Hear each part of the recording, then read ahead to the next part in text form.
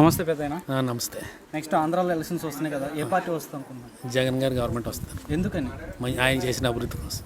ఏమేమి అభివృద్ధి కార్యక్రమాలు? అన్ని ఒక పెన్షన్, టీడీపీ టైంలో పెన్షన్ తీసుకోవాలంటే 15 రోజులు పడిగాపులు పడి ఏడ్చేవాళ్ళు. అలాంటిది ఈ రోజు 1 తారీఖుని తలుపు తట్టేస్తున్నారు. క్వార్టర్ రైస్ ఇంటికి తెచ్చిస్తున్నారు. అమ్మఒడి వేస్తున్నారు పిల్లలకి. రోడ్లు వేశారు, ఇళ్ళు ఇచ్చారు, రైతు భరోసా రైతులకు డబ్బులు వేశారు. నాకే చేశారు రైతు భరోసా, నాకు పెన్షన్ ఇస్తున్నారు. ఇంకా అంతకంటే ఏం కావాలండి? అభివృద్ధి పరంగా ఏమైనా చేశారంటారు? అభివృద్ధి పరంగా కూడా చాలా చేశారండి. ఇప్పుడు స్కూళ్ళు ఉన్నాయి. మా స్కూల్ అయితే పడిపోయేది. ఈయన వచ్చిన తర్వాత ఆ స్కూల్ మళ్ళీ రీమోడల్ చేసి బ్రహ్మాండ కొత్తగా తయారు చేశారు. ఆ పిల్లలకి ఇంగ్లీష్ మీడియం అదే చెప్తున్నారు. ఇంగ్లీష్ మీడియం అప్పుడు లేదు, ఇంగ్లీష్ మీడియం ఇప్పుడు పెట్టారు కొత్తగా.